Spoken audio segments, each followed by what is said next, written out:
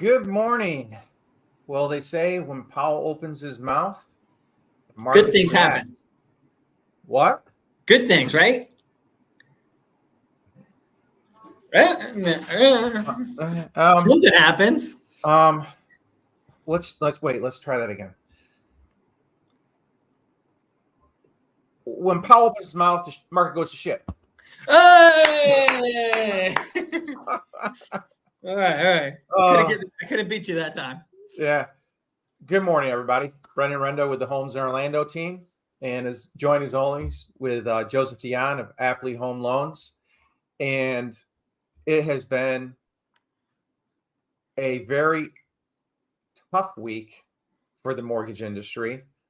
And really, since the Fed meeting, we've seen nothing but an increase in rates. And every day is, quote, a new record, a new record, a new record. Multi-decade highs. Like, these are the texts that I like to hear. We hit a new multi-decade high. Like, can we stop being the punching bag? Like, I don't want to take any more abuse in this real estate world. Like, you feel like we were speaking earlier. I feel like such a broken record, and I don't want to be a broken record. I don't. But we keep looking at the fundamentals, and the fundamentals keep telling us there's no way to turn this down. Mm-hmm. I don't see where we turn this down. I mean, when we look at it, the 10-year, this is the chart of the 10-year Treasury note since Powell talked the day after the 21st. Mm-hmm. What happened? We took a shot up. Bam. A couple days, here's 25th is Monday. Happened to be my wife's birthday. Bam. Nice birthday present. Took a little dip. Okay, everybody take a breather. Maybe we'll level off. And then through the end of the week so far, we're on that continual increase. And like you said, last week is what's to stop us once we break that 4.5 mental barrier. Yeah. And there was nothing. And this just goes to show there's nothing. That, like, what's next? Maybe 4.75, but really I think it's 5 on that 10-year. Yeah, I think that's what it is. I think the next barrier is going to be that psychological 5. And yep. But I think this is the market's reacting to Feds and everybody saying rates are going to be higher for longer. Mm-hmm. Like that's what we're getting out of this. Yep, the neutral rate is going to be higher than we thought. So I think that's kind of where we're sitting at right now. Is like that's the key. And it's just you sit there, but what amazes me, you see this jump. You see the pullback. Mm-hmm. Another mortgage firm or lender I work with, Waterstone Mortgage, which is a good sized national firm. I talked to one of their loan officers yesterday, and they just went through layoffs yesterday. Ooh, that's not good. And why? It's because the volume naturally is going to pull back with the higher rates. Mm-hmm. And what amazed me is JP Morgan came out and said they no longer expect a recession. It's like, come on, guys. I can get that right because this is what you're looking at overall. Isn't this beautiful? This is back in 2021. The average rate was 2.66. Yeah, that feels nice. That feels really nice, doesn't it? And here's your well, actually, let's go down to the purchase. So here's your purchase volume for mortgage loans. Look at it go. Boom, boom, boom, boom, boom, boom, boom. I mean, they've got the average right now sitting at 7.19 on that report. But if you look all the way to the right of your screen, it's showing that 7.65 on that. Yeah, today's mortgage rates, 7.625. Yep. So, and that's top tier. This is, that little Mortgage News Daily, like they pull top tier pricing option. It's like these are 80%, down 780 credit score, or, like you're talking, that's the best. Like, honestly, right now, there's a lot of buyers that it's like you're having conversations and you're throwing out a number that starts with an 8. Or you're telling them you want this. La la la la la la la la la la. You want this, it's going to be that. I talked to, and this is the hard part. I talked to a client yesterday, went under contract. He was under contract 2 months ago.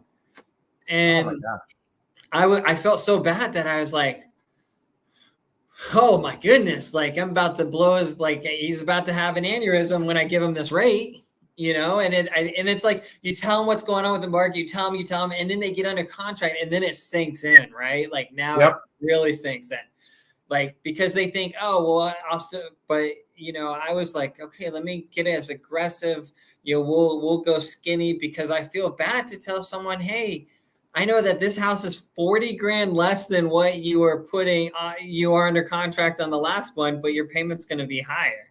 Mm-hmm. Like, that's a hard pill to swallow, because they were like, they canceled the last one because they felt like the housing payment was too high. Yep. And I had a similar situation in that I had a client who we were looking at the Hometown Heroes, and of course that's gone now. It'll be back. Not soon enough. Then July, what is June of next year, technically, probably, because they're in session in January this time around for Florida. Yep. So they'll renew it. They definitely will renew it, right? Like going to the election cycle, it's getting renewed. Yeah, they're going to refund it, but I think the funds won't hit until July. Huge success for the people who were able to take advantage of it. Truly got what I felt was a good program, mm-hmm. And a good opportunity to help exactly what's supposed to do, help people who are struggling to make that down payment. Yep. I just hope most of them realize that, hey, you do have to pay it back if you refinance or you sell. Yep. And this kind of goes into what we had talked about the refinances, is if we keep pushing the rates up, where that refinance level sits, because that's one of the things a lot of realtors present is, marry the house, date the rate. But if your neutral rate is higher, you're going to be dating someone you don't like for a long time. Right? It's like, at what point, like, rates keep on climbing. And I'm not a huge, I understand the concept of marry the home, date the rate. Like, I get it. I do think it's super ultra salesy. I think it's one of those things where it's just I feel like someone's like, do they really have my best interest when they're saying that? I don't know. But I get it. Now, the hard part, the key caveat to this is you better be okay with the payment you got today. Because if you're going into it and you're like, okay, well, I'm going to date that rate and I can stretch my budget to kind of afford this, but if something goes wrong, I'm screwed. Yep. You probably shouldn't be doing it. Shouldn't be doing it. And that's the hard part. Because last time rates were in the 9s was what? Late 90s? Yeah. That's when they kind of I think it was 2002-ish when they started to drop back down, got back into it was 6s. 97, 98, I think. I remember the 8s. I remember the 8. I remember 8.25, 8.5. I could be wrong. Maybe that's where it was. I could be wrong. Yeah. You could be throwing, but even still, 8.5. That's where we are right now, right? Yep. That's a tough, but what were values of homes back then? A house that's selling for $350 today probably was 80 grand back in 2000. Easily. And the hard part is where are our wages? Our wages haven't gone up to a level, home values, inflation, everything else. We talk about all these numbers, but the reality is that we haven't seen wage growth at a rate that matches everything else. Yep. The increase in everything else. $1 today just doesn't go nearly as far as it did 20, 30, 40, 50 years ago. Nope. You know, I see all the memes that, you know, the millennials or Z, whatever, all these younger generations, like that are younger than me. There's younger generations than me now. Like, gosh, I'm a boomer. I'm right there. I'm almost a boomer. I'm like the boomer of millennial generation because I hate everything. No, but like I see these memes where they're like, oh, my parents telling me that I should be more disciplined when they bought their house, like when they bought their house for a nickel, right? And sold it for like $1 million, right? But it's kind of funny because, you know, there is a lot of people, and you talk about, you know, and I look at the average age of government, the policymakers, right? Senate, Congress, president, like elected officials, you see all of this, and they're talking about, oh, well, we're doing this and that. And it's like, well, you know, you're the ones like, and I to be like, when you bought your house in 1980 and you're selling it in 2020, you know, 2023, yeah, you know, that house that you bought in Silicon Valley for 100, 150, 200,000 is now worth 1.8. Like, yeah, you know, you made one really good move. And I joke, like you were, you know, the move was you were born in a generation that was able to take advantage of that, right? Yep. And I'm not being cynical but I think that's kind of the challenge that we have right now is there's the younger generation. You've got 40% of them, I think it is now, roughly, that are saying, I don't think we'll ever own a house. Yeah. I don't think we'll ever own a house. And it's like, wow, that stinks because wait, wasn't that the American dream? That was the American dream. And, you know, that was like, okay, get married, have, you know, buy a house, have kids. Mm-hmm. And I understand their discouragement because when you look at things financially, they've all been told they had to go to college, get a college degree, take these student loans out, you know, you have to live up to everyone's means. So you've got all this credit card debt. And at the end of the day, it doesn't leave them with anything to buy a house with. You know, I think that's one reason why you're seeing that multi-generational. I don't see it, you know, we used to make fun of them, you know, living in mom and dad's basement. Well, I understand why they're living in mom and dad's basement. Mm-hmm. Because I've got a 1-1 condo for a friend that I'm helping him rent out. A 1-1, $1,400 a month. Oh gosh, $1,400 a month, and I have my phone is blowing up with people looking at it. Yeah, $1,400. Oh, okay. Okay. Bank rate. I believe it was bank rate this past week came out with a statistic, and you know, there's statistics like you can believe whatever you want, but I think they said it was something like 67% of people of households making 50 to 100,000 a year are living paycheck to paycheck. Yeah, and then a third of people making between 100 and 150K are living paycheck to paycheck. Right? Like you got to think like that's crazy. Yeah, it used to be, you know, once you broke that 6-figure number, it was like, hey, life was golden. 100K was the magic number. You made it. It was the magic numbers. Hey, you know, I got the 2 new cars, I got the house. If I want, I got the vacation home. Now you go to the store and you walk out with a cup of tea, you know, some hamburger and a couple other things, and you just drop $50. Yeah. I mean, $50. Credit cards are up. How do you fill the gap? Credit card. And this is all coming out with what? Like it's coming out right now. Yep. Well, you know, we're talking a week before student loan payments are about to hit. Yeah. And I think, what was it? The average student loan payment that's about is like $502.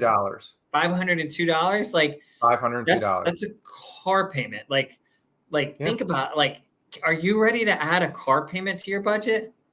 Oh, my wife was sending me some reels, and she sent this mom who's going out to buy, who's going to hand down her car to her son who was turning 16, and she was going to go get a new car. She went to the dealership, and the payment was like $928. And she was like, I don't need that Kia Forte. Yeah, she goes, well,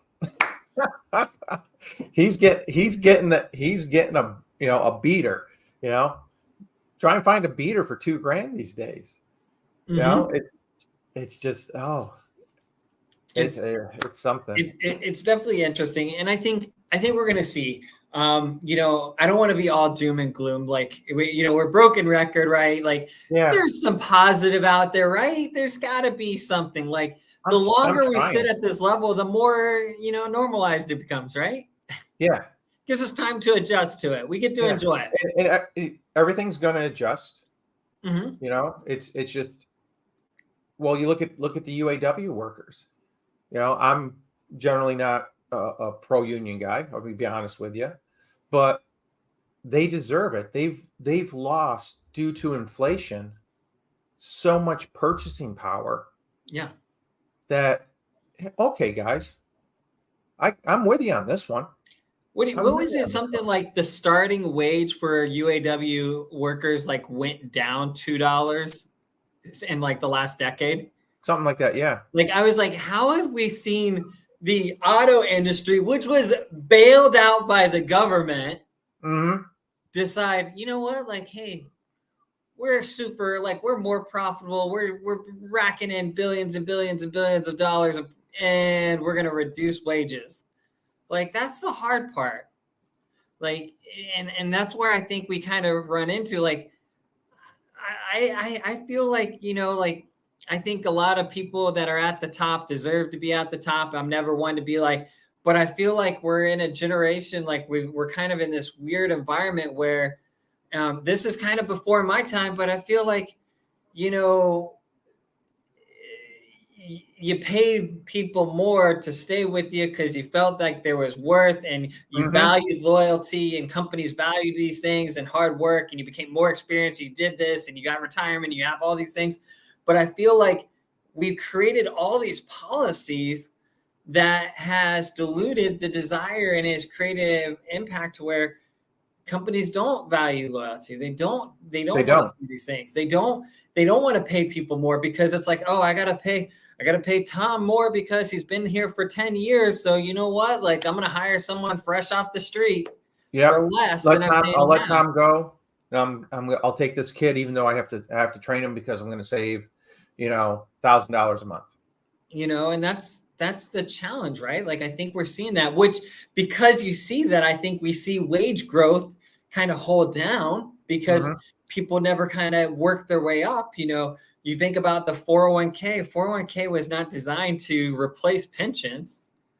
Like the initial, like that wasn't why it was designed, but they created it they designed it and realized that, wait a minute, we can replace pensions so that we no longer have to pay this, which saves the people of the company's money, and the people at the top makes them more profitable. And now the employee is responsible for that.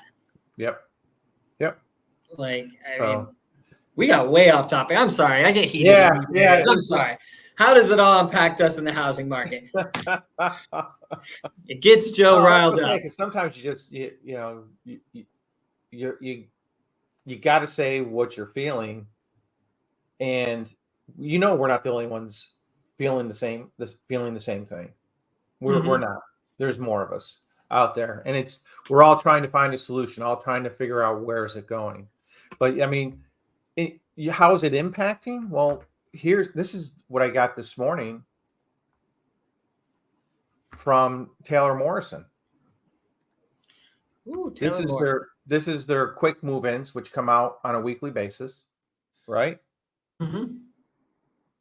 Okay, ready now. Price cut $40,000, $39,776. Wow. Price cut $39,000. Price cut $12,000. But you look at this. This is pretty much where the median is. $381,000 house. It's up in Leesburg, but still $12,000 price cut. Yeah. Another one, $11,000. Another one, $15,000. Another one, $15,000. And they're still giving the incentives. They're still offering rate buy downs.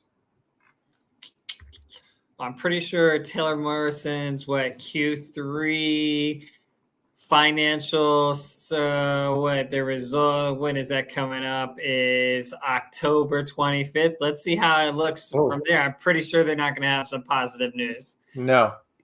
Well, we saw builder sentiment the past 2 months drop tremendously. Mm-hmm. But they're not the only one doing this right now. They are not the only one doing it right now. So, and, Black Knight came out with their updated August numbers, and foreclosure starts were up 21% from the previous month.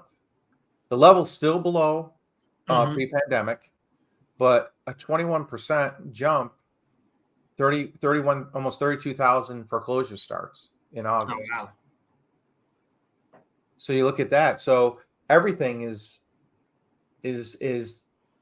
affecting the housing market, and the job market softening up, everything.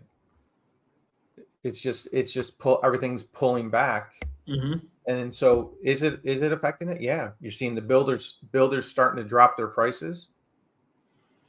You've got foreclosure starts starting to push up a little bit. Mm-hmm. So we've got to hit that point where we hit the stall. We got to hit the plateau. Yeah. We've got to hit the plateau. And when we look at our Fed watch right now, this morning, this took a huge jump. Yesterday, we were at 77% for the November meeting, what they're going to do with rates. We just jumped to 83%. So a lot of people are looking what is going on with the economy, and they're like, "Ooh." They said maybe another. They're going to do a quarter point increase in one of the next 2 meetings. Mm-hmm. Well, I don't think they're going to. Here's November, and then we pop over to December, and this took a jump. We went from 57 to 62%. So the market is telling us, Al, we don't think you should raise rates. Is he going to listen? That's the question. Is he going to listen? And I really think a lot of this has to do with what we've seen over the past week with the 10-year yield. Yeah. And that spike that we've seen this past week in that yield. And I think a lot of people are just kind of saying, okay. You got to remember, Yellen's still scheduled to borrow. I think they still have like $800 billion left between now and the end of the year that they're going to borrow. Wow.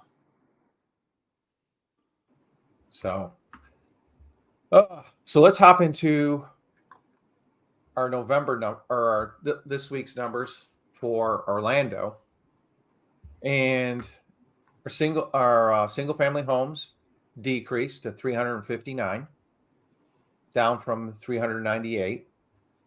Mm-hmm. And we saw a small increase in inventory, but we're still getting that increase. And then condos, they're holding at about 129.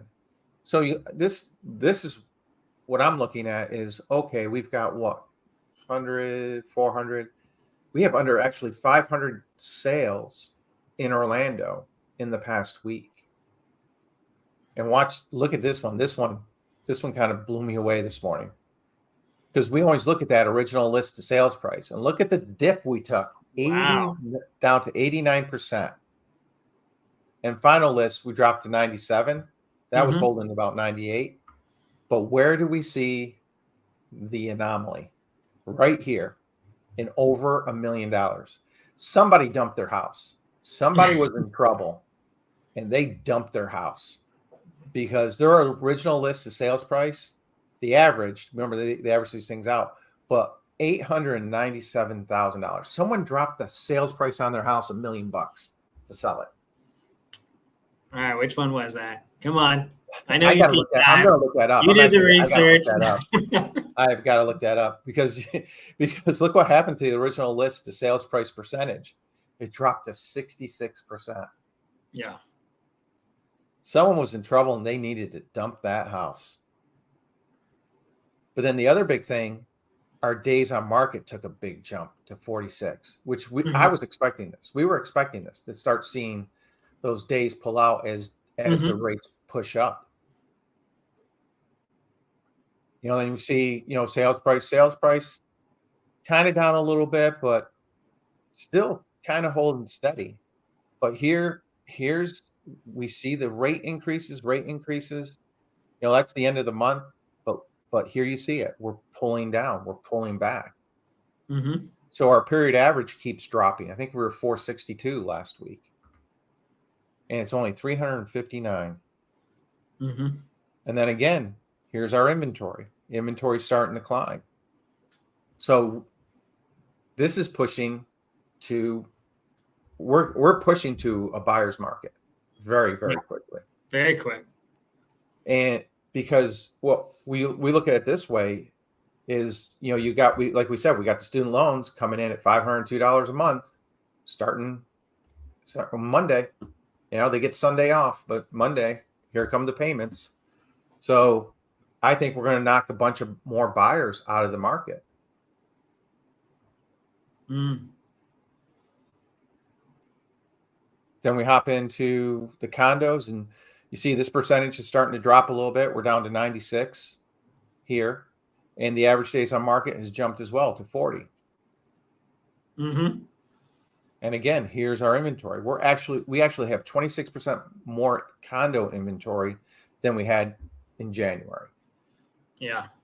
Ooh. And when the days creeped up a couple days, and it's just we're going to continue to move in that manner as long as the rates continue to stay up this high.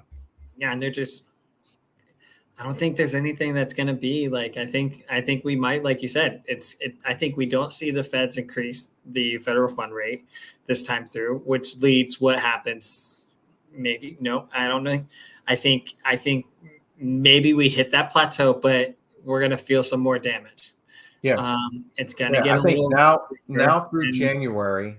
And we're going to have rates at I don't want to say all-time highs, but rates at high, all-time highs for this millennium, right? 2000s, right? Yep. And then you're going into the slow season. Yep. And there's going to be nothing to catapult, stimulate sales. Historically, sales go down in the winter, and spring, in the winter, and we're going to kind of hit that. And then they pick up in the spring, right? Rates are high. I think what we're going to see is it's going to be doom and gloom, so to speak. It's going to be a very, very slim picking type of next couple months into the early, maybe February of next year. And I think we see rates, maybe they do start to come back down next year. And that's what stimulates a buying season again coming for spring of next year. Yeah. Well, as we saw last week, Powell took that soft landing off the table. He took it off the table. And so it's, we're coming in for that landing and it's getting bumpy. Hold on, guys. Hold on. So, seller, as a seller, price it right. And you may have to offer that incentive on a buy down. And to do it right out of the box. Offer a 2-1 buy down so that you've got an advantage over every other seller that's out there on the market that's trying to hold the price. It's what's your goal? How, can you hold the house? Are you willing to hold the house now? Because we're pushing up to that 45, 46 days, average on market. Remember, that's average. So there's some that are going, half the market's going greater than the 46 days. Yeah. So it's, you got to sit down. You really got to look at it. Really look at your marketing. It's, I actually enjoy it because it's back to old school. you got to, we got to put together a good program here to make sure we get it done right, which is fun. It's a lot of fun. So, yeah. Well, we thank you for joining us. Have a wonderful week, and we will be all smiles next Thursday. Take care. Have a good one, guys. Like, subscribe, share.